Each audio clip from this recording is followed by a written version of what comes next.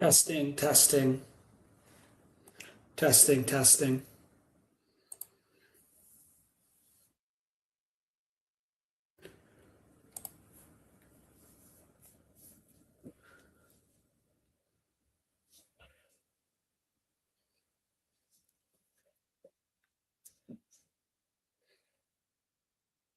All right. Hello, and welcome to this live broadcast on how to generate leads in your business, really how to grow your business, whether it's a local business, a consulting business, real estate, a home service business.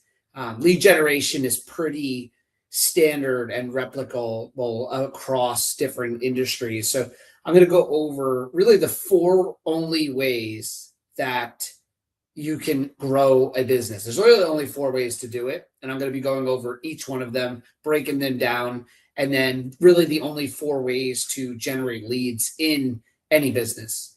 And so, first off, a little bit about me, what qualifies me to talk about this. So, I'm Dan Clapp, CEO of Voda Cleaning and Restoration. We're a franchisor in about 32 states around the country, in about 270 markets, and we've grown really quickly. But my whole business background has been in lead generation. I had a lead generation company in the franchise space from 2020, from 2016 to 2022. That company got acquired by private equity, and then it took some of that capital to put it towards what we're doing here with Voda. But really, everything I've done in my career centers around lead generation. How do you make the phone ring with people ready, willing, and able to utilize your services, right? How do you get people that need your services and are willing and able to pay you money to use them, right? A lot of friends, they'll come to me with ideas for businesses, and I'll always ask right away, like, how are you going to get customers? And they haven't figured that part out. Like, if you haven't figured that out, you don't have a business, right? If you don't have customers, then you don't really have a business. And, it's interesting in our business at Voda, one of the things I always try to remind our franchise owners of is our business is simple. It's not easy, but it's simple. If you really extrapolate down what you do in a business in home services, it's like, you get leads, you call the leads, you sell the job, you provide an exceptional service, ask for a 5-star review, ask for a referral, repeat, right? Do it again and have more money come in the bank account than out every month. And do that again and again and again. Leads, sell, deliver exceptional service, ask for a review, ask for a referral, repeat. Again and again and again and again. As a franchisor, it's the same thing. Find great franchise partners, bring them into the system, train them as much as humanly possible to make them successful, help them with lead gen and bookkeeping and support overall and hiring people, and help them deliver an exceptional service. Ask for reviews, ask for referrals, do it again and again. Get more franchise owners, repeat training them the same way I just said, get more franchise owners, get national accounts, repeat that. Everything in business is about repetition. You think about fitness, it's about repetition. It's about a certain way of eating, a certain way of working out. If you do that consistently over a long period of time, you get results. Well, it's the same thing in business. So let's get into how this works. So in lead generation, really in any business, the only four ways to grow your business. Every business, no matter what, whether you're selling, stones during the Stone Age, you were in the marketplace, doing things 1,000 years ago, or you're the business that's coming out in the marketplace next in 20 years in the future. And today, all business is the same. There's four ways to grow your business. Number one, get more customers. Whether that means with the leads you're currently getting, you convert more of them and you increase your conversion rate and relating to more leads, or more jobs, or you just get more customers into your funnel, more leads into your funnel, then translate that into customers. The only second way to grow your business is to get more money from each customer that you're already working with.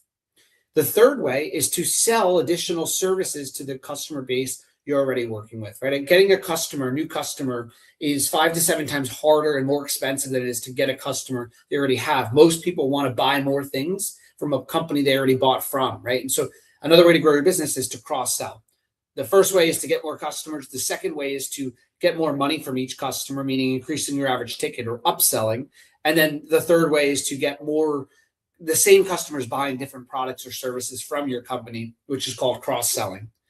And then the fourth way to grow your business is to cut costs, right? To contain costs, to make sure you're as profitable as possible. But in most businesses, that's only going to take you so far. You can't, save your way to wealth in theory. You have to have revenue coming in. And then, of course, cutting costs helps make money. There's only so much that you can do when it comes to cost cutting, right? And so it's important to understand that really the top three ways to grow your business, not to overly simplify this, but it's get more customers, increase your conversion rate with the lead gen, systems you're doing, get more leads into the funnel, get more customers into your sales process, and then ultimately customers. Number two, sell a high average ticket, to those customers. Three, sell other services to those customers. And so when you break that down, it makes business a little bit easier. Now, of course, you have to deliver an exceptional service, hire great people, have great culture, all these other things that come into a business. But when you focus on the sales and marketing end of a business, this is the core of how you grow your business. So let's break that down. The only 4 ways to generate leads is the same for every business. Number one, one-to-one warm outreach. So what is one-to-one warm outreach? That's I go to a networking group, BNI. I go to a chamber of commerce. I go somewhere, a franchise conference, and someone knows me and buys the service after, meeting me. Or I meet someone at an event, one-to-one warm, and they tell a friend of theirs about me and my service. That's one-to-one. That's referrals, right? That's your BNI. That's your networking groups, your lip tip. If you're in home services, it's the touch and truck event that you go to, things like this. The second way to generate leads is one-to-many warm outreach, which is a Facebook a Facebook post or Instagram post or LinkedIn post where you're posting about yourself and your services to people that know you or people that know you, right? So it's like I go on Facebook, I post that I'm a real estate agent. My friend sees it and tells their friend, and they call me and they say, "Hey, I saw your post," or John referred me to you off your post, right? That's one-to-many warm outreach, and you should absolutely be doing that. Post to Facebook, LinkedIn, Instagram. It's only going to take you so far, though. The third way to generate leads is one-to-one cold outreach. Okay, what would that be? That's where it starts to be more scalable. That's direct mail, cold calling, cold emailing, cold LinkedIn messaging. It's one-to-one, but it's cold, right? So it's sending a LinkedIn message or a cold email. When I say cold, meaning you're sending an email to someone that you don't know, right? Or that hasn't been referred to you. So whether that's direct mail, email, LinkedIn messages, phone calls, it's reaching out at scale, cold, but to many people, or to one person, one-to-one. And then finally, there's one-to-many cold outreach. This is where you're advertising your services to many people, but they don't know you necessarily. It's a cold audience, but you're advertising to many. This is your Facebook ads, your Google ads, your local service ads, pay-per-click, anything where you're advertising, you're spending dollars to get to a wider audience. Now, this is the most scalable way to grow your business, but also the most cost prohibitive, right? It's going to cost you the most money. The other ones are a little bit easier to do. You could probably do them for free, most of them. And so one-to-many cold outreach is all about understanding that, first of all, when you run an ad and when I run an ad, we have completely different results based on it's a science. It's not just an art, right? Like just go run ads, right? When you run ads, it's all about, is your offer correct? Is the audience that you're advertising to correct? Did you identify your ideal buyer avatar that you're now advertising to? Do you understand what that ideal audience looks for in an offer, and what kind of like bait or what kind of call to action you're putting in the offer that's going to attract that specific audience, right? When you think about that, it's a lot like fishing, right? If I think about going fishing, I need to figure out, where am I going to catch the fish? What time of day are the fish out there? Which body of water am I going to go to? Are they in salt water? Are they in the pond? Are they in a lake? Are they in a pool, pond, lake, ocean, right? Then I'm going to figure out, what type of bait this type of fish, goes after, that eats, right? I'm going to pick the bait based on the fish that I'm going to try to find. So I'm going to pick the pond or the body of water where I know this fish hangs out and swims around. I'm going to pick the time that they're there. I'm going to pick the bait that they, bite on, right? This is how you go fishing. It's the same thing with advertising. All right. So if I know my ideal buyer is in their mid-30s, they're male, they live in metropolitan areas, they, went to this type of college, they play this type of sport. Okay. Well, where are those people spending time? And if I identify that's on LinkedIn, okay, now I know the body of water that I'm going to go fishing in. And now I'm going to figure out what's the offer or the bait or some call it a lead magnet, that's going to get that particular buyer avatar to want to, learn about my services, right? And so, for example, what you want to do is a lead magnet should be something that is extremely valuable to your bait, right? And so if I was creating a lead magnet, I would say to myself, what could I give to people that's so good that if I charged $1,000 for it, I would feel good charging that? Like they would get their dollar's worth, their money's worth for $1,000 if I gave them this, but then I'm going to give it for free. Right. So what you have to understand when it comes to lead generation, we talked about to grow your business, you need to get more customers, sell to more customers, sell more services to more customers, right? Increase your average ticket, get more customers, and cross-sell to customers. Well, one of the ways that you do this out of those 4 ways of generating leads, which is one-to-one warm outreach, one-to-many warm outreach, right? One-to-one cold outreach and one-to-many cold outreach, is you have to build authority. And you do that through content, or you do that through creating something that you can give to people of value. And so if I was running ads on Facebook about whatever service I was providing, the first thing I would do is say, what could I give these people that's so good that they would want, that's so good that if I charged $1,000 for it, they would feel like they got 10 times their money's worth, but then give it away for free? What's something so valuable that I could give away for free that when people engage with it, they know how, if that's that good, imagine what they would get if they got something that they paid for, right? So I'll give you an example. I give a lot of content out online for free. My podcast, books, LinkedIn posts, interviews, live streams, conferences, regional events, and I invite people and I give away so much. People say to me, Dan, aren't they competitors of yours? And what I know is, number one, the more I give, the more I gain. Number two, knowledge is half the battle, right? Or it's 10% of the battle. Really, execution is key. And most importantly, what I know is people realize that if this is what I'm giving away for free, imagine what I give away when you pay, like when you're a customer of mine or of ours, right? And so it's understanding that when you're doing marketing, whether you're a plumber, a roofer, a painter, a gym, a consulting service, a real estate agent, I don't know what, it doesn't matter.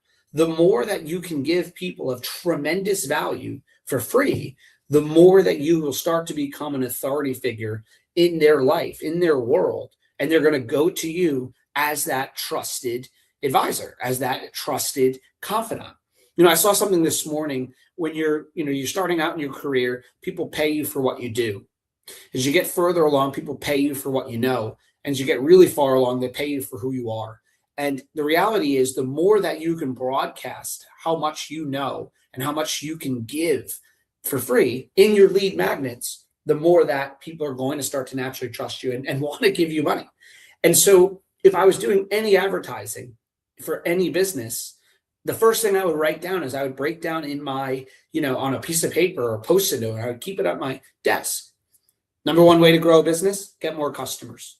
Number two, sell at a higher average ticket to those customers. Number three, sell more services to those customers. And then I would think about every day, how am I going to generate leads in the 4 ways? One-to-one warm outreach. What networking events am I going to attend today? Or ideally, can I attend some networking events today and a teammate or two attend some events? Can we triple dip today by scaling the team of people that are going out there and increasing awareness about the business? Number two, I would think about one-to-many outreach. Today, what am I going to do on Facebook and Instagram and LinkedIn to improve my audience's knowledge of me? So like, how am I going to create a relationship with my audience, right? So that's not just work content, it's personal content. It's showing consistency. Maybe you're on a fitness journey and you're working out consistently. Share that. Like, the more that you can share this consistency with your audience, it's just like selling one-to-one in real life. Like, if I see somebody post on Instagram that they golf, maybe I didn't know they golf. I love to golf. I see that. It subconsciously, it builds a relationship. Share the things that are valuable to you, that you care about. And over time, your audience, the people that are drawn to you, that are similar to you, they will start to see those things, and that'll get uncovered. And so every day I'd think about, okay, I got to get more customers. I got to increase my average ticket per customer. I got to increase my average, how many things I can sell to each customer. I said number 4 is, of course, saving your costs. But when we think about those 3, then I would go back to thinking about the 4 ways to generate leads. how am I going to build my one-to-one warm outreach? What events am I hitting today? And what events is my team going to hit today? Number two, how am I going to do my one-to-one cold outreach? Excuse me. Number two is how am I going to do my one-to-many warm outreach? Am I going to post on Facebook today, LinkedIn, Instagram? What's my plan there? And by the way, the better off you are is if you start to, batch this out and plan it. Number three, I'm going to think about how am I going to do my one-to-one cold outreach, right? So what am I doing today? Am I sending a certain amount of emails, certain amount of cold calls, certain amount of LinkedIn messages, certain amount of direct mail campaigns? And I'm going to do that. Ideally, over time, you start to automate it through tools, which I could show at a different time. But I'm going to do that at a set time. Okay, so from 10 to 11, I'm going to do X, Y, Z with cold outreach. And then I'm going to run ads for one-to-many cold outreach. I'm going to run Facebook ads, Google ads, LinkedIn ads, whatever the ones that your audience hangs out on. But I'm going to figure out what are the offers that are working in these ads, and I'm going to A/B test. So, for example, if I was trying to, get cleaning customers for my cleaning company, what I would do is I would run one ad to an audience on, Facebook, another ad to an audience on Google, and I would test different offers. And so, for example, maybe one offer would be like, something fun, like carpet's so clean, even your mother-in-law will be impressed, or it's free, right? Something like that, because we're in the carpet cleaning business. And then I'd run a second ad in that other audience with a different offer, right? Like 2 rooms free, special. I don't know. Like I'm running 2 rooms, clean 2 rooms of your house for free, and then a better offer than that. But I would run the 2 different offers on the 2 different platforms, and I would test both, and I would track which one is converting. And forget about cost per impression. That doesn't matter. What is it costing to get someone to fill out a form and call your company in an interest for your service? What does that cost? Your cost per lead. And then I would look at, I wouldn't really care if the cost per lead was $1, $10, $100, $1,000. It doesn't matter. What is my cost per conversation? So if it costs me X number of dollars to get a lead, what is the cost to get someone to talk to? And then from there, after I identify what the cost to talk to someone is, what's the cost of someone being, interested in and converting, right? So what's my customer acquisition cost, or my CAC, customer acquisition cost? And then what I would look at is, what is my average ticket? So if my average ticket is, make a number up, $600, and my customer acquisition cost was $180, that's not a bad return. Do you want it to be higher? Sure. But if you're getting it's more than a 3-to-1, but if you're getting a 3-to-1, if you're a brand new business, even if it was a 2-to-1, right? I'd argue even if it was a 1-to-1 when you're first starting out, because the leads are going to get better. But I would track, what is my cost of a conversation, my cost of a lead, my cost of a conversion, what is my average ticket, right? Then I would look at, how can I improve the conversion rate of the leads I'm getting? And then once I can do that really well, I would look at, how can I improve the average ticket in what I'm getting from those customers? And once I've identified that I'm maximizing getting the average ticket, which, by the way, you're never maximizing, you can always do better in a sales process. But once I really made sure that the sales process and the conversion rate, am I answering the phones within, seconds? Am I answering all the calls? Am I filling out, people that fill out a form, I call them within minutes, do less better, right? Do that better.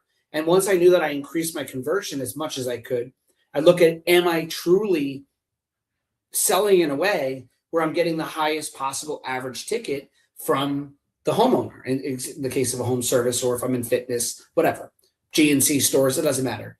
Then I'd look at, once I'm doing that really well, which, little secret again, you're never doing that as much as you possibly could. You can always do that better, right? You can always improve leads, but you can always improve your sales process too. And that one you can control a lot more. Once you knew that you were at the highest level and you were selling at the highest average ticket, then I would look at, how do I get more sales to these customers, whether it's a repeat sale or selling them something else, right? Because again, it's 5 to 7 times harder and more expensive to get a new customer than it is to sell to the customers that you already have. And so you think about that. If you break all that down, number 1, how you grow a business, get more customers. Number 2, sell at a higher average ticket to your customers. Number 3, cross-sell services to your customers. And 4, save costs. How you do this is the 4 ways to generate leads. 1, one-to-one warm outreach. 2, one-to-one one-to-many warm outreach. 3, one-to-one cold outreach. 4, one-to-many cold outreach. We could talk about that again. But then I would break that down. Every day, what am I doing from a networking perspective to do my one-to-one warm outreach? Or maybe I'm following up with some referrals.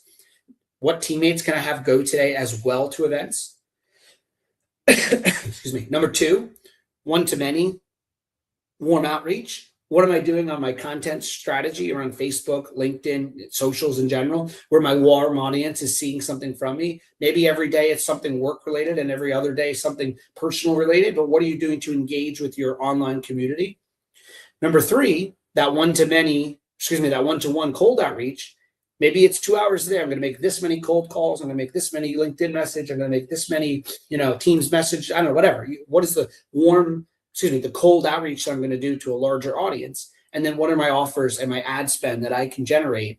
And I'm going to reverse engineer. If I want to have this many jobs and it costs me this much to get a job, right? And my conversion rate is this, I'm going to backtrack that. And I'm going to go and I'm going to look at how am I going to get all these things, right? How am I going to backtrack? What's my cost of a conversation, my cost of a lead, my cost of a conversion, right? What does it cost to get a customer? What's my average ticket? And what's the ratio between that? And at the end of the day, if you're in a high margin business, a service business, stop focusing on, oh, well, my cost of a conversion was this, and I got to get that down. All these other leads weren't good enough. That's irrelevant. Let me give you a great example. Which one is better? If you spent $400 to get a $2,000 ticket, or if you spend $600 and got 2 $2,000 tickets. So example number 1, you spent $400 and you got 1 $2,000 ticket, or it cost you $600, but you got 2 $2,000 tickets. So 2,000 times 2, 4,000 minus 600 times 2 minus 1,200, or 2,000 minus 400. One time.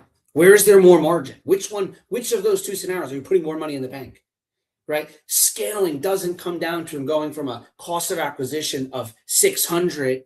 Oh, I got a 600 cost of acquisition, but I did 1 job this week, versus the company that's cost is $600, $700 even, but they're doing 5 jobs a week. There's more margin in that. As I said, you can either increase customers, increase average ticket, increase lifetime value, or the things that you're selling, more things you sell to the customer, or cut costs. Cutting costs at your size business, most likely, if you're watching my podcast, which is probably you're a similar size to our business. I mean that in a not in a bad way, right? But you're not doing $100 million, most likely. If you are and you're watching my podcast, call me. I'd love to learn from you. But like in reality, your business is not that big. My business is not that big. There's only so much you can save your way to success. Yes, you have to be mindful of costs, but you're not growing a big business that way. The way you're going to grow a big business, more customers, higher conversion, higher average ticket, more things sold to those customers, right? And then repeating that at scale.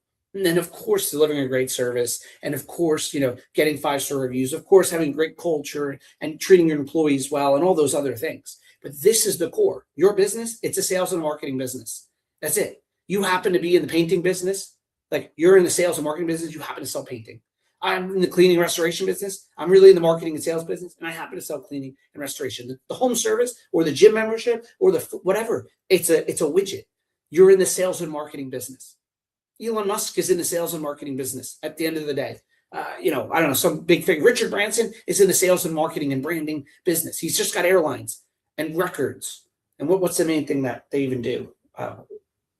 Mobile? I don't even know what is the main Virgin Airlines, I guess. That's not their main business. Virgin Records? I don't know. He's in the sales and marketing and branding business, though. That's what all those PR stunts are.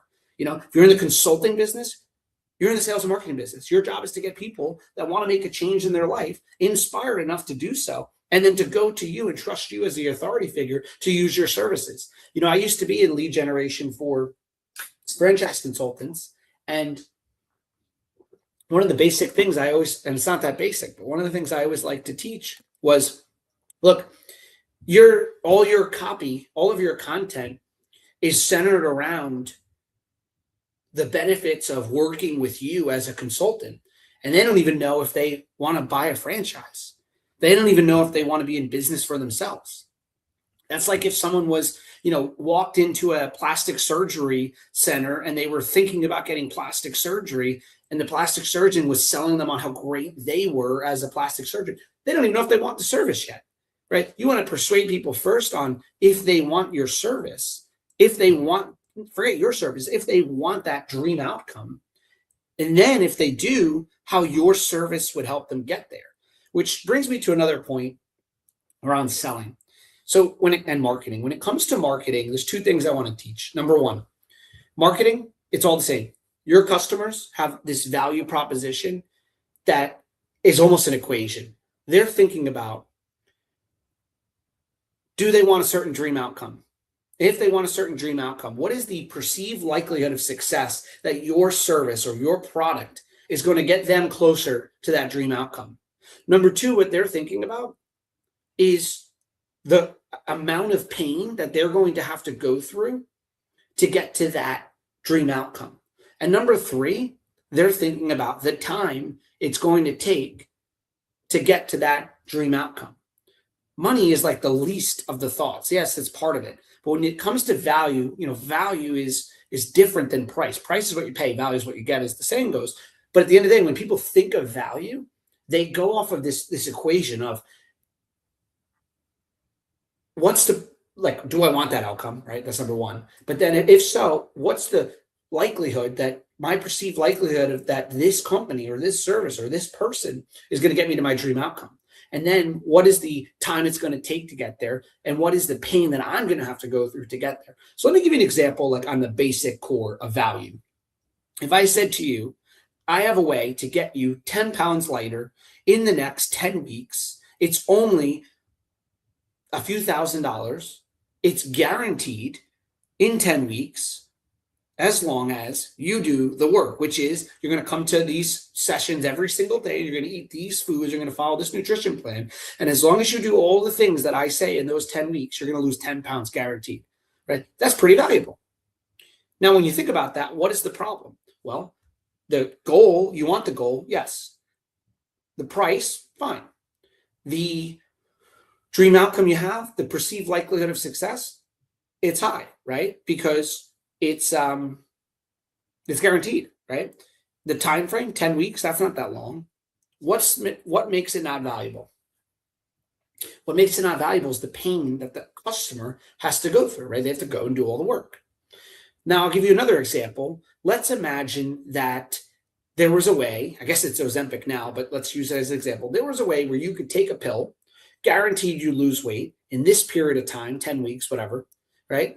And it was this dollar amount, but it had caused no pain. It was guaranteed, and you would look this way. That would be a trillion, million, billion-dollar drug. I guess, again, Ozempic's probably an example now. That was, when I use this example, the point is, it's the same solution, right? It's the same outcome. You want to be in shape in 10 weeks for this price, but no pain, right? You don't have to go do all the workouts. That's more valuable, right? The more that the customer sees a higher likelihood of success, right? More of a guarantee in a shorter time frame, and the least amount of pain for them to have to go through, the higher the value.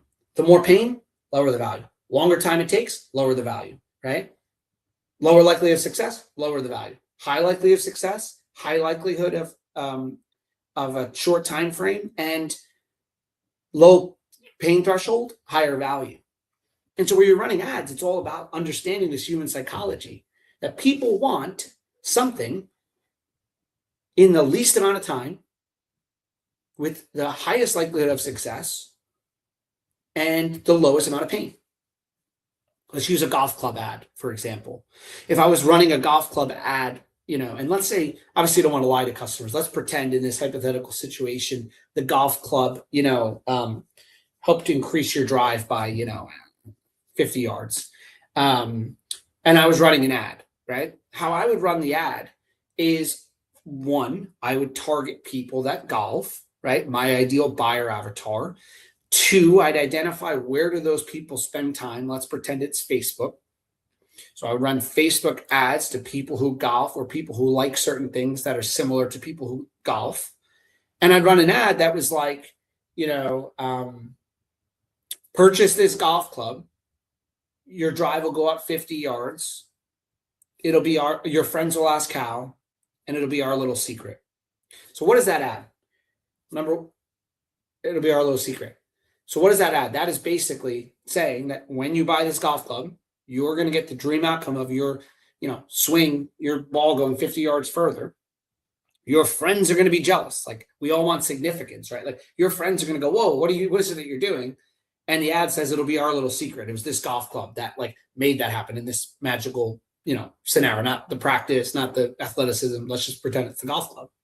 But what that ad is doing is it's increasing the likelihood of success in the ad. It is saying it's not going to take any pain other than buying the thing. And the speed is as soon as you go out there and golf in this particular scenario. Now, if they add in that ad a money back guarantee, something like, purchase this golf club, your drive will go 50 yards further, your friends will be jealous, they will ask you how, it'll be our little secret, or it's free, or something like that. That if their ball doesn't go 50 yards further, then they get it for free. Which, if you knew that this magical golf club could do that, who cares? Even if 1 out of 10 people took advantage of this money back guarantee, does it matter? If you were able to increase your conversion by 50%, would it matter if one person took you up on the money back guarantee? Again, I'm assuming that this actually works. I'm not saying create something that doesn't work. But what I'm saying is, if I was running a carpet cleaning special and I made a joke around, if I come to your house and the carpets aren't so clean that XYZ happens, it'll be free. Even if one customer out of 20 took advantage of that, does it matter if my conversion rate went up? If I was able to get 5, 6, 7, 10 more customers that week, would it matter if I had to go back to one customer and service them? This is the point I was trying to make. Like, people get so caught up in like small dollars. Well, I don't want to do that because if I have to go back and service that customer for free, it's going to cost me extra time. Mind you, this is not in the cleaning business, it's not a high, material business, right? But why does that matter if you're not slammed right now anyway, right? Like, if you could go and you could do more work and get the truck out there and get another review and make money, don't focus so much on the margin in the beginning as in the volume, right? So again, that example, if I could spend $400 to get one customer for $2,000 ticket, or I could spend, $600 but get 2 customers, and I had to spend $1,200 but I got 2 customers, the margin difference there is much better. And then the other thing to remember is, when I talked about the 4 ways to grow your business, it's get more customers, higher average ticket, sell other solutions to the customer, cut costs. The other thing to remember is, when you think about those 4 ways to generate leads, which is 1-to-1 warm outreach, people knowing you, right? You're out there networking, and they know you, they tell about their friend about you, and then they use the service. 2, 1-to-many warm outreach, which is you're posting on social media, etc. 1-to-1 cold outreach, direct mail, cold calls, direct mail campaigns, LinkedIn mail campaigns, whatever. And then finally, 1-to-many cold outreach. Well, when you do this 1-to-many cold outreach, or really any of the other ones I talked about, when you get to the customer and you provide a great service, the next step in doing that is asking for referrals. So many people lose this step. So let me break that down. You already paid Google or Facebook or whatever it is that you paid, right? You already paid the money for that ad, for that lead. And then you got in a truck, or your team went in a truck, you paid for gas, you paid for insurance, you paid for, to wrap the truck, you send the truck to the house, you do the service, you're already paying for the technician's time.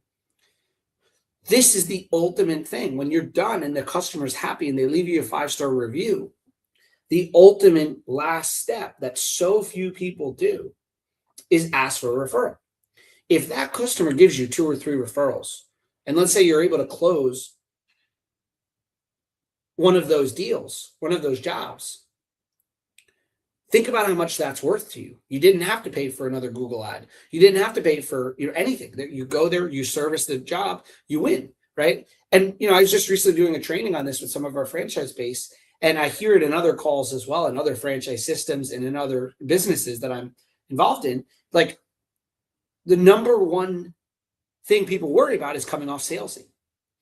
And what's interesting is, number one, if that customer was happy with your service and they gave you a 5-star review, I promise you, if you ask them for a referral, they're not going to change their 5-star review to 4. And they're certainly not going to punch you in the face. Like, if you ask, like, hey, by the way, I'm about to leave. I know you mentioned you love the service. Is there anyone in the area that you think could use the service too? I'm growing a local business, and the best way I grow is through word of mouth. You know anyone? The worst they're going to say is no.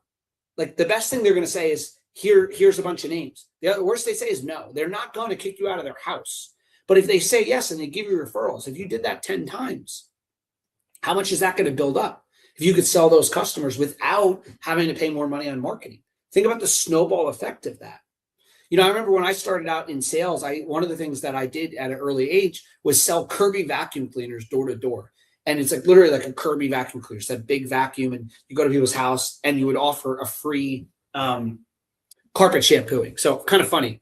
In my teenage years, I did that. Fast forward, here I am in the carpet, business. But like, I would go to someone's house and they would get a free carpet shampooing. And after like a little bit of the shampooing, obviously it was the sales pitch, and you'd start to show them the benefits of the vacuum. What I thought was interesting is Kirby didn't do anything for like marketing. There was no Facebook advertising. There was no Google campaign, PPC, direct mail. You went to a house and you got referrals. And the only way you were able to get better leads was you were to get better referrals. So when you finally got a referral to someone's house that looked wealthy, you finally would try really hard to provide a great sales experience and ask for referrals. And then hopefully those people with wealthier friends would start to refer you. I started in like Neptune, New Jersey. Like I was, in houses that barely had any carpet, and I had to work my way up to getting referred to better areas. But they didn't even have a marketing campaign. It was all asking for referrals, and not, yes, once in a while people use the service. They love it so much. They tell everyone. But the reality is, just like any sale, you have to ask for the order. You have to ask for the referrals. So what we did at Murphy is we would literally have a piece of paper, and it would say, who do you know that could use this cleaning? Not, do you know anyone? No, who do you know that could use this cleaning? By the way, Mrs. Johnson, if you give me 10 names, 5 names, whatever the metric, I'll give you X% off the cleaning, or X% off the vacuum, or whatever, some type of benefit. You're not just going to ask people for something in exchange for nothing, but you ask them for something in exchange for some other thing that you can give to them. But what's crazy to me is if you ran 5 jobs today, why wouldn't you go and ask for referrals? If you could get 5 extra leads from that initiative, whether it's one customer gave you 5 leads or one customer per house gave you 1 lead, at the end of the day, if you had 5 extra leads and you could sell 1 extra job, how much of that is margin? All of it, right? Outside of the cost of your team, you don't have a marketing spend, right? And so it's the more that you can leverage getting referrals, the more that takes you back into this kind of, to summarize all of this, at the end of the day, only 4 ways to grow your business. More customers. You get more customers by spending more on marketing or tightening up your conversion, right, in the sales process. Number 2, getting a higher average ticket with your customers. That comes down to a better sales process. 3, selling other services to the customers you already have. 4, cutting costs. The 4 ways to generate leads: 1, one-to-one warm outreach. That's networking. 2, one-to-many outreach, warm outreach, Facebook ads, like posting on Facebook, posting on Instagram, posting on LinkedIn, both work content and personal content. 3, selling more services to the customers you already have by doing this. First of all, you got to do the cold outreach, cold emails, direct mail, direct messages, cold calls, whatever. And I would schedule the time to do that. And then finally, there's one-to-many cold outreach. That's running paid media on Facebook, Google, tweaking the offers, right? Identifying the marketplace where your leads hang out, and then making an offer that benefits them and gets them to want to use your service. And by the way, my advice, make something that's a lead magnet that's so good that they want, that if you charged $1,000, they'd feel like it was worth it, and then give that away for free.